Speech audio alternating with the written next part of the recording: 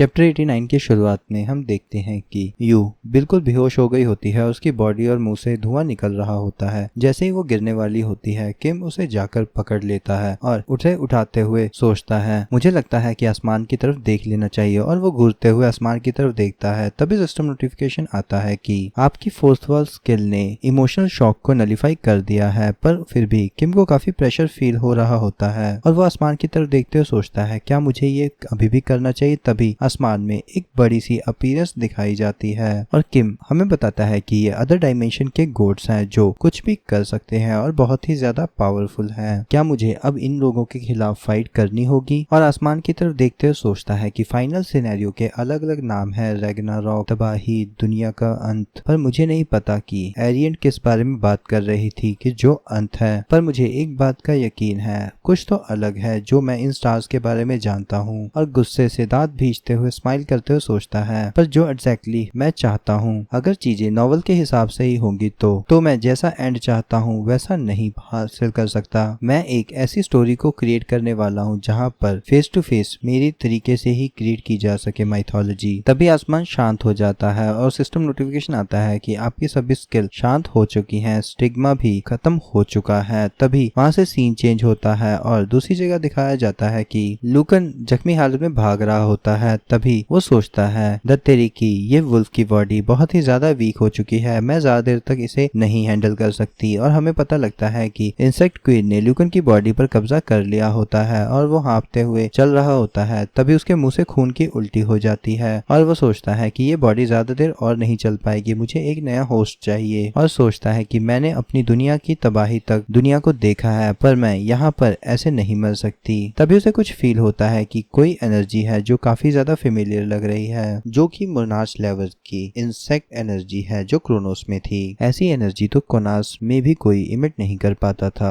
अगर ये मुझे मिल जाए तो मैं अपना रिवेंज आसानी से ले सकती हूँ। और अपनी जख्मी बॉडी के साथ आगे बढ़ना शुरू कर देती है। और जैसे ही वो आगे जाकर देखती है, वहाँ पर एक बच्चा बैठा होता है जिसे देखकर वो कंफ्यूज हो जाती है। जैसे ही वो लड़का मुड़कर देखता है तो इंसेक्ट क्वीन बिल्कुल हैरान हो जाती है कि ये कैसे हो सकता है। तभी गिलिंग स्माइल के साथ उसकी तरफ देखता है और बोलता है, मैंने तुम्हारी तरह का इंसेक्ट पहले कभी नहीं देखा है। सीन चेंज होता है, आसमान में बवंडर का सीन दिखाया जाता है और किम नींद से उठता है और उसके पास ही सियोंग बैठी होती है। सियोंग बोलती है, क्या तुमने एक बुरा सपना देखा है। किम अपने सर पर हाथ मारते हुए बोलता है, कुछ ऐसा ही। और मन में सोचता है, जो मैंने देखा है वो विजन है ORV के अंदर का, जो एक्टिवेट करता है सब कंसिडरेशन को। और सोचता है कि गिलियंग बिल्कुल ठीक होगा। और किम उठते हुए अपना कोट पहनने लगता है और पूछता है कि यू कहाँ पर है। जिसे सुनकर सियोंग बोलती है, वो बाहर गई है एरिया को देखने की, सब ठीक है कि नहीं, और अब क्या करने वाले हो तुम। किम बोलता है, हम सिनेरियो के शुरू होने तक का वेट करने वाले हैं। सियोंग बोलती है गुस्से से, क्या तुम्हें लगता है कि मैंने ये जवाब सुनने के लिए सवाल किया था। तुम्हारे पास जरूर ही कोई प्लान होगा ना। यहाँ पर हमारे पास 5 दिन है सिनेरियो के शुरू होने में। अगर यूजुन वेस्ट का ध्यान रखने वाला है और किंग ऑफ वार्डन ध्यान रखने वाली है नॉर्थ का, तो सेंटर का क्या। किम आग जलाते हुए बोलता है, तो हम लोग साथ में इसे देखने वाले हैं। सियोंग बोलती है, शायद तुम भूल गए हो, पर एक इजी वे भी है। जिसे सुनकर किम की आंखें बड़ी हो जाती हैं और वो पलटते हुए पूछता है, क्या तुमने उसे भी कॉपी कर लिया था। सियोंग बोलती है, नहीं मैंने नहीं किया था,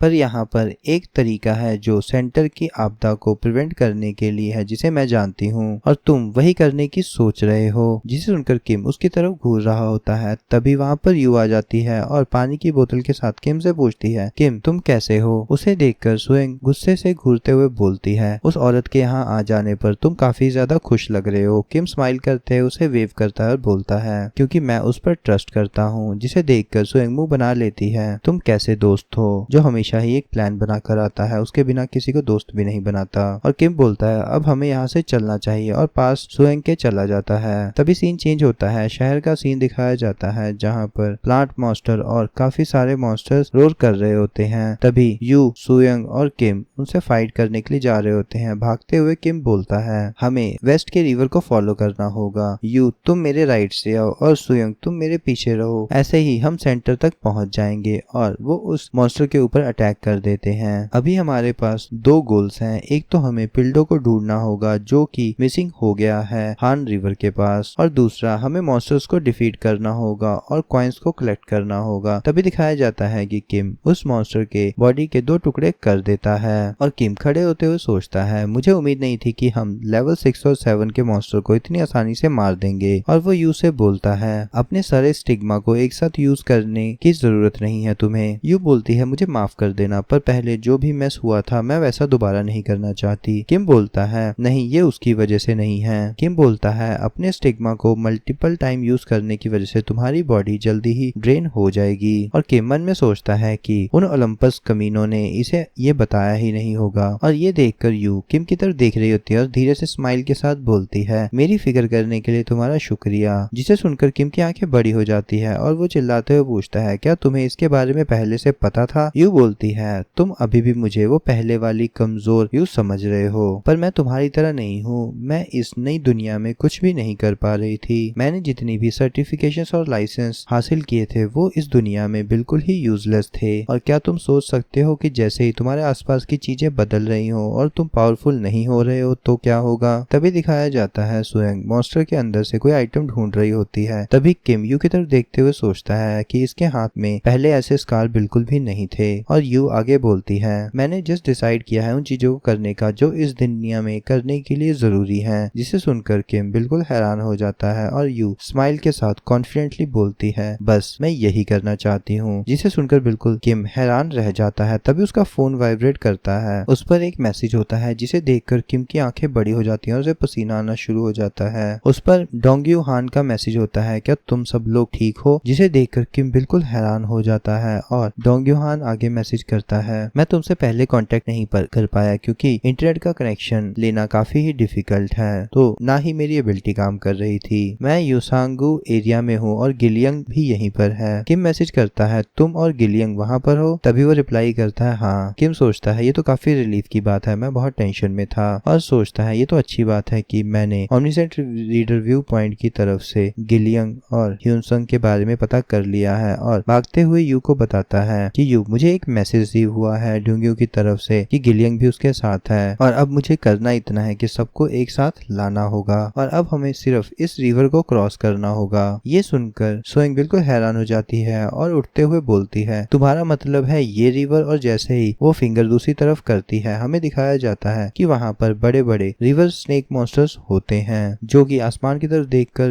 रोर कर रहे होते हैं।